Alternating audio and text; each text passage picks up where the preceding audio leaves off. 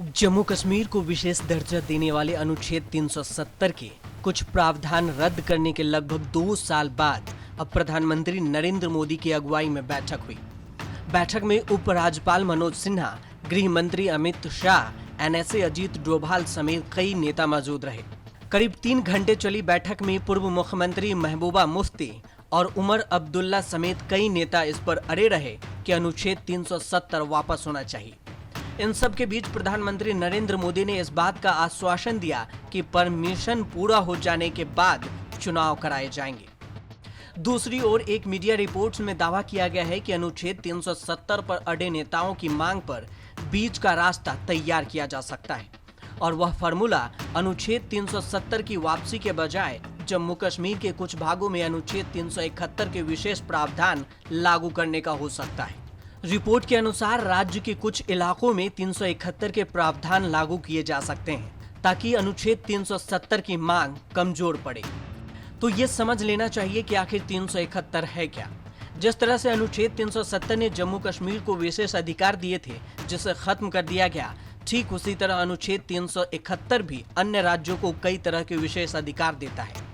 अनुच्छेद 371 में 371A, 371B, 371C, 371D, 371E और 371F, 371G से लेकर 371J तक शामिल है।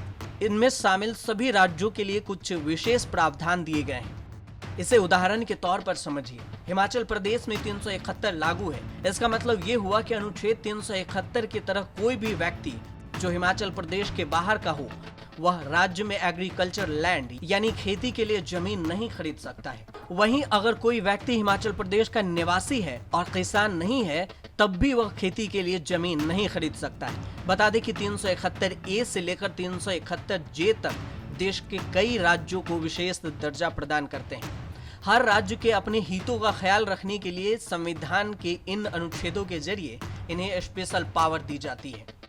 ऐसे में आपको अनुच्छेद 370 और 371 में फर्क को समझना होगा। जम्मू कश्मीर से अनुच्छेद 370 को 5 अगस्त 2019 को हटा दिया गया।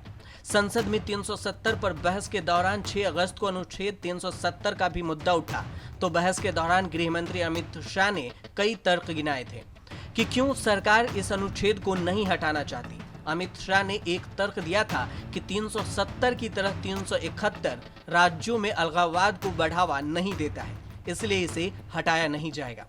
ऐसे में जम्मू और कश्मीर को लेकर पीएम के साथ कश्मीर के तमाम नेताओं के बैठक से एक बात का अनुमान तो लगाया जा सकता है कि जल्द ही कश्मीर में 371 पर विचार किया जा सकता है। हालांकि इस बात को लेकर सरकार की तरफ से अभी तक कोई जानकारी नहीं दी गई है।